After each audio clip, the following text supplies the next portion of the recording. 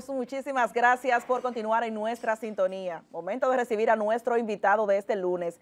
Se trata del senador por la provincia de La Vega, Ramón Rogelio Henao. Mi provincia, muchos temas que ampliar y debatir, también en el plano político, en esta conversación. Bienvenido, Henao. Muy buenos días, Maciel y Cristian. Gracias por tenerme en Despierta República Dominicana a esta hora de la madrugada. Bueno, mira, de entrada el tema que ampliaba en el panel de los comentarios, ¿qué es lo que está pasando con la carretera de Jarabacoa y el puente del Badén? Que se supone que el presidente lo iba a inaugurar en los próximos días, pero todavía la obra está en una fase inicial según lo que se aprecia. Mira, la carretera de Jarabacoa es una carretera compleja, es una carretera de montaña que se está ampliando a 4 y 5 carriles y que toma un tiempo de construcción. O sea, está para inaugurarse, el cronograma de obra es para finales del 2027. Una carretera, se está trabajando en la parte más crítica, que es la parte del puerto, que es la parte de la subida, donde acontecen la mayor cantidad de accidentes y donde existe el problema de tránsito real. ¿Cuál es el problema de tránsito que existe hacia Jarabacoa? Que el desarrollo inmobiliario convoca una cantidad enorme de vehículos pesados que transportan bloques, materiales de construcción sobre todo, y que se mezclan durante los fines de semana, inclusive hay una restricción con los vehículos, generando una gran problemática en lo que es el puerto. Se está trabajando ahí, nosotros le soltamos a las compañías que tengan mayores medidas de seguridad, siempre cuando se están haciendo grandes cortes como estos. Yo pienso que es el corte más grande que se ha hecho en construcción de carreteras en la República Dominicana. No encuentro en ningún otro punto del país donde se haya cortado. Se ha hecho un corte del nivel que se está haciendo ahí. En esa parte va a ser a 5 carriles. La situación financiera... Para 5 carriles, sí, porque sí, no se vuelve un cuello de botella en el puente. No, porque va 5 y 4 carriles. En esa parte va a ser 5 carriles para priorizar, ¿verdad? Los carriles de subida. Porque ahí es que se producen los problemas, sobre todo con los vehículos cargados, y reservar siempre 2 carriles para la bajada. En esa parte es el diseño que hay, vial que hay. En cuanto a la parte financiera, lo que se ha hecho es que esa obra va a ser fondeada con RD Vial, o sea, con el dinero que producen los peajes. Se está haciendo para que tenga un flujo financiero seguro, y el presupuesto ya ha sido reformulado, no es de 500, esa obra cuesta 5.000 y tantos millones, casi 6.000 millones de pesos, lleva 9 puentes, es una gran carretera y va a convertir a Jarabacoa en el municipio no cabecero mejor comunicado de República Dominicana. Ningún municipio no cabecero va a tener una vía a 4 y 5 carriles para llegar, y además otras vías que se están interviniendo, como es la de Tavera Jarabacoa, que va a poner de la entrada de Moca o de la entrada de Tavera, el que viene del Cibao, a 36 minutos de Atoviejo, que es casi ya en la misma ciudad. O sea, se está trabajando en eso. Hay otra vía alterna que es la por Guayguí, que con el proyecto de la presa que está casi ya iniciado, están en niveles de estudio y vías de acceso, campamentos, se está trabajando.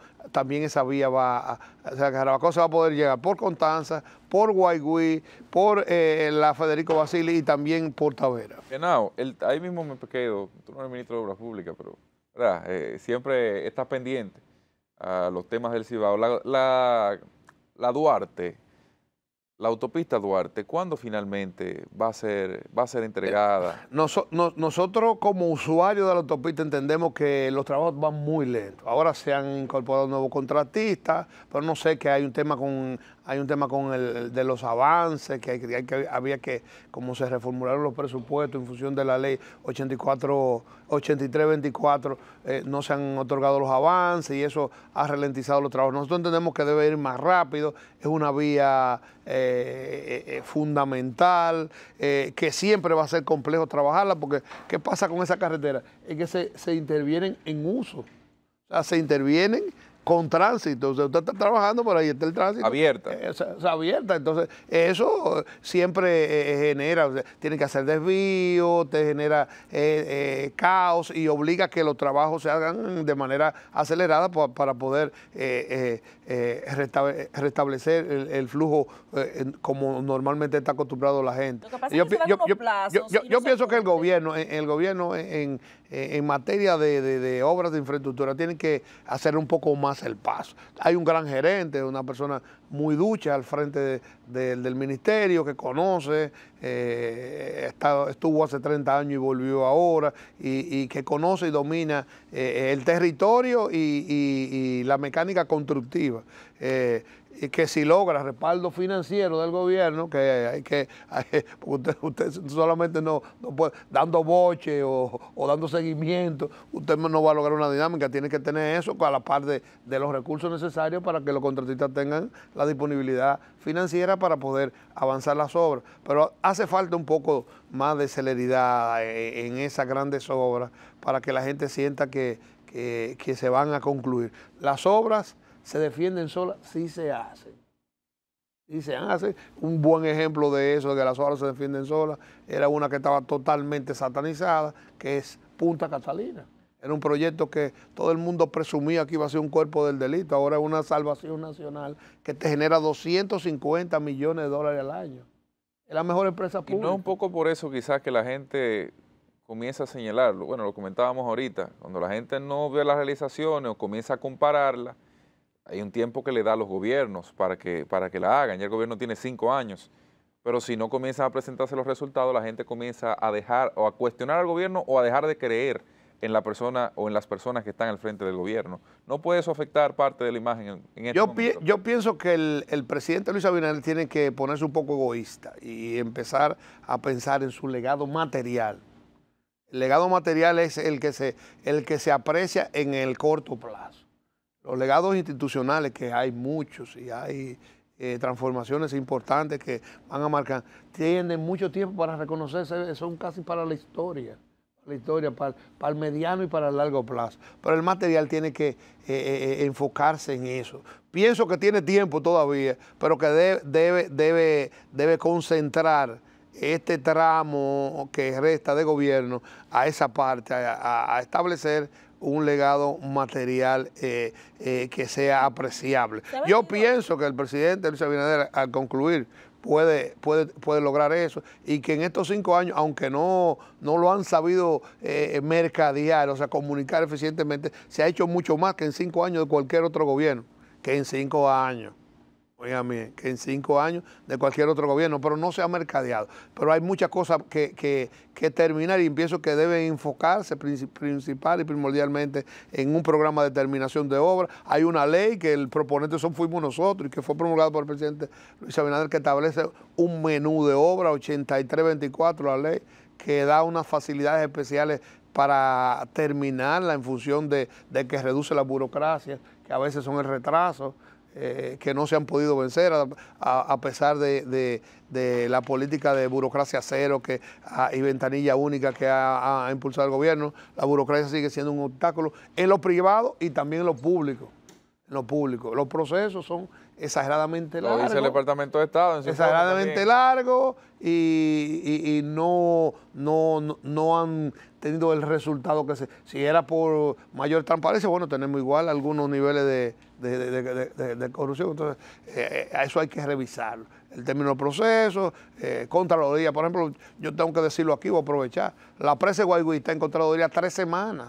3 semanas, y nosotros queremos empezar a trabajar fuertemente. Quiero que se trabaje fuertemente en esa obra que le espera a La Vega, que le espera a la región, que le espera el país, que va a tener el primer sistema de hidrobombeo. Nuestro llamado al Contralor, por favor, por Dios, ya. O sea, a propósito de la presa de Guaigüí, había cierta duda con el consorcio que había sido adjudicado, Consorcio Vallacanes, que no se conocían quiénes eran los representantes de ese consorcio. Bueno, mire, siempre los grandes proyectos tienen amigos y enemigos. Los enemigos van a buscar, que la verdad es que hay compañías en ese consorcio como ICA, que es una compañía mexicana que hizo hace 100 y pico de años el metro de México. Ahora mismo ha ganado grandes concesiones. O sea, un consorcio bastante robusto, con compañías norteamericanas, mexicanas, colombianas y dominicanas. O sea, tienen la certeza, la capacidad y la experiencia. Entonces, para una obra de esa naturaleza. Que son los enemigos de este proyecto, que es un desarrollo para la provincia completa.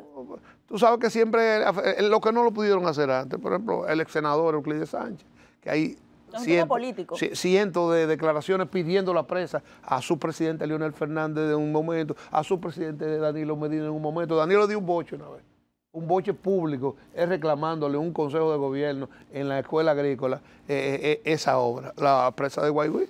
Y Danilo se molestó porque hizo como 3 intervenciones con el mismo y lo recriminó sin oponerse a la obra, pero nunca lo logró. Entonces ahora tenemos un presidente que la ha puesto en prioridad, que está en la ley de determinación de obra, que la pasó del INDRI a la EGI, porque la EGI tiene los recursos para hacerla, y que está dándole cursos para que esa obra se haga, y se va a hacer con un sistema de hidrobombeo que va a ser el primero en Centroamérica y el Caribe, que es un mecanismo de generación limpia, mediante el cual usted reutiliza el agua, usted turbina la misma agua, usted la turbina de un embalse inferior a un superior y esa misma agua la usa, y la única pérdida que tiene es la evaporación, lo que le permite usted mantener los caudales ecológicos, y en los otros usos no competir en el uso como una presa de uso múltiple que va a tener riego, que va a tener agua potable, todas esas cosas. Entonces la energía que muchas veces tiene que botar el agua en la presa común, en la que tenemos hasta ahora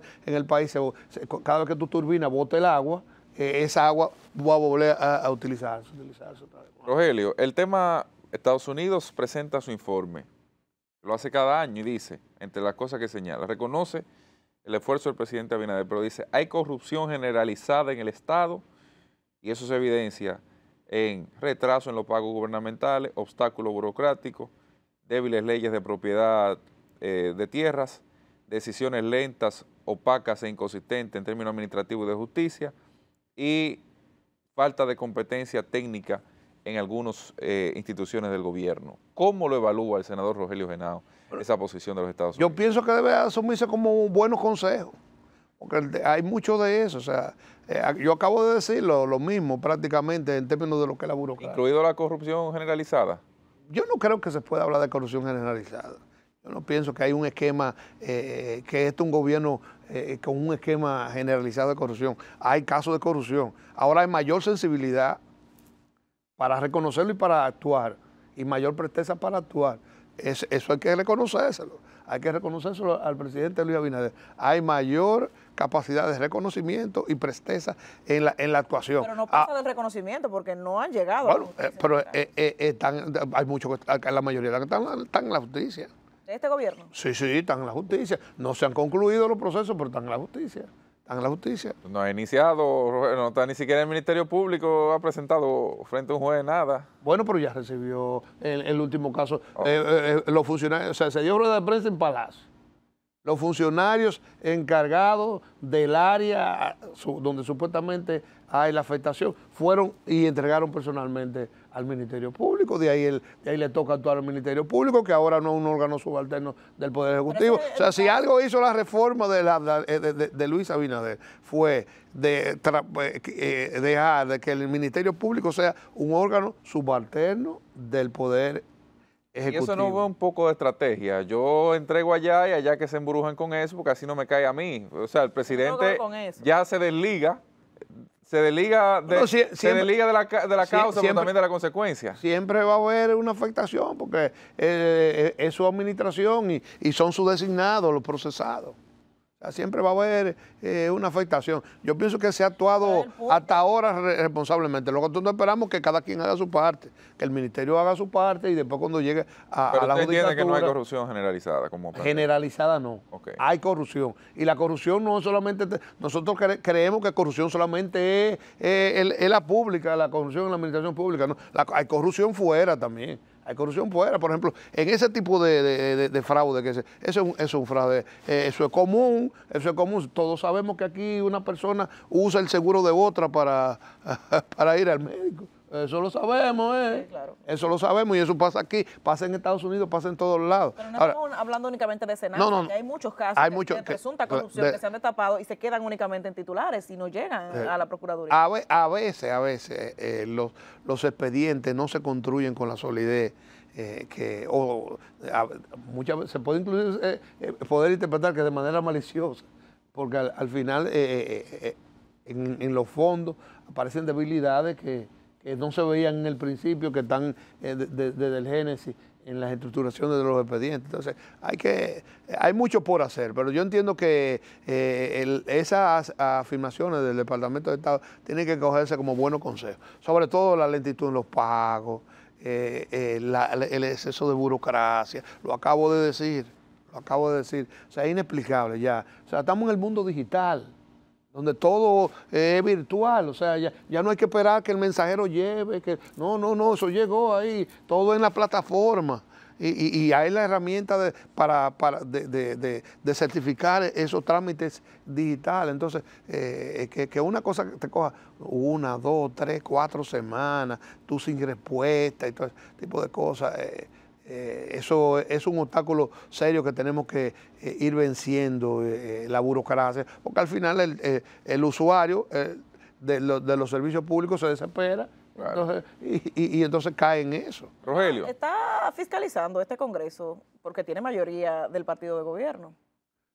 Yo pienso que a nivel general, esa es una asignatura pendiente. O sea, no es de esta administración. El Congreso, la función de fiscalización es la función que menos se usa. Se ha votado, y nosotros somos proponentes, una ley de fiscalización del Congreso Nacional, donde se establecen garras para el ejercicio de la fiscalización, que esperamos empiece a dar su fruto. Una ley que hace tiempo estaba pendiente, de la que manda la Constitución, ya se ha votado y esperamos que da algunas garras en el seguimiento a los funcionarios, ese tipo de cosas. Yo pienso que es un elemento que hace falta, como el control social, que debe hacerse racionalmente. Pero el control social, que está consignado en la Constitución también, junto con la fiscalización del Congreso y de los órganos de control del diseño de Estado que tenemos, tienen que hacer su parte para desestimular los actos que riñen con la moral. Por ejemplo, Rogelio, me gustaría que giráramos un poco al tema político. Escuché decir hace poco a Trajano Santana del PRI que está esperando la integración al gobierno. Así he escuchado a otros aliados, ¿verdad?, del proceso electoral pasado. Y de reformista, bueno, yo como que no he escuchado siempre una integración desde cabeza, ¿verdad? Vámonos, esa institución, tú sabes que está dirigiendo, ¿se cumplió con el reformista en ese sentido? Porque hay una dispersión de figuras que representan de alguna manera el reformismo o el balaguerismo, pero que no necesariamente están a nombre del PRCC ahí. Sí, eso es una realidad. O sea, nosotros como partido hemos tenido mucho desprendimiento y muchos de los que fueron en su momento parte de la estructura son parte del gobierno. Pero oficialmente dentro del gobierno está Papito Cruz en Proindustria. Sí. El único funcionario prácticamente que tenemos de la estructura del reformismo en la actualidad. Hay muchos otros vinculados al Partido Reformista que tienen posiciones, ese tipo de cosas. Pero no hay deuda necesariamente con el reformismo. Bueno, en términos de compromiso político, de integración. Nuestro acuerdo no fue en base a una cuota específica de cargo. Como la mayoría de los aliados, no se estableció ese tipo de compromiso. Siempre se habla de participación de gobierno, pero nosotros tenemos mucha gente capaz, sí, que están esperando ahí, Ahí está, por ejemplo, un Johnny John que está esperando ahí. A ver si pero el tiempo se está agotando. Está en la lista de espera del presidente y así otros. ¿Y Quique estará finalmente en el Estado? ¿Él descartó el ingeniero Antún también ha estado, siempre tiene buenas relaciones con el presidente y son personas que pudieran utilizarse. Yo hago la pregunta porque una Lila Alburquerque y hay otras que están ahí siempre esperando. Ahí, yo hago la pregunta porque nosotros tenemos mucha gente de experiencia que funciona bien. Yo hago la pregunta. Ahí está Eduardo Estrella, que no es reformista, se usó por los partidos, pero es balaguerista. Ahí está Modesto Guzmán, que no es reformista, sí, pero es balaguerista. Y lo están haciendo bien. Pero yo hago la pregunta porque los reformistas, los balagueristas, vamos a decir, no vamos a decir reformistas, los balagueristas que están en el gobierno han dado lo de la talla. Entonces, presidente, no se olvide de ese menú que usted tiene, para cuando usted entienda, pero no se olvide de ese menú que usted tiene. Yo hago la pregunta porque, bueno, la ausencia de una renovación del compromiso, vamos a ponerle así, ¿verdad? Ya el presidente concluye en el 28, institucionalmente, no necesariamente se obliga a resuscribir un acuerdo con el presidente, sino que ahora traspasa al partido o al candidato que termine siendo escogido por el PRM. Entonces lo pregunto para ver más o menos un futuro, cómo ve el futuro del Partido Reformista Social Cristiano en ese sentido. Pero habría que ver lo que pasa en el PRM. El PRM tiene un potencial, tiene muchos líderes jóvenes. El partido que tiene más líderes jóvenes emergentes, con posibilidad de candidatearse, tiene la dificultad de arbitrar esa competencia.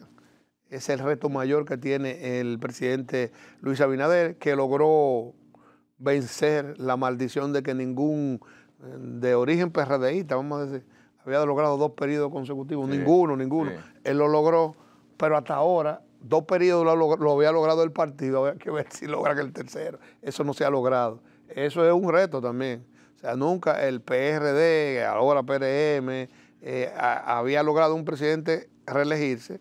Se logró, pero nunca ha logrado traspasar un segundo mandato. Se logró segundo mandato cuando después a Antonio Guzmán lo sucedió Salvador Blanco, tuvieron 2 mandatos después. Mire, 2 mandatos con 3 presidentes.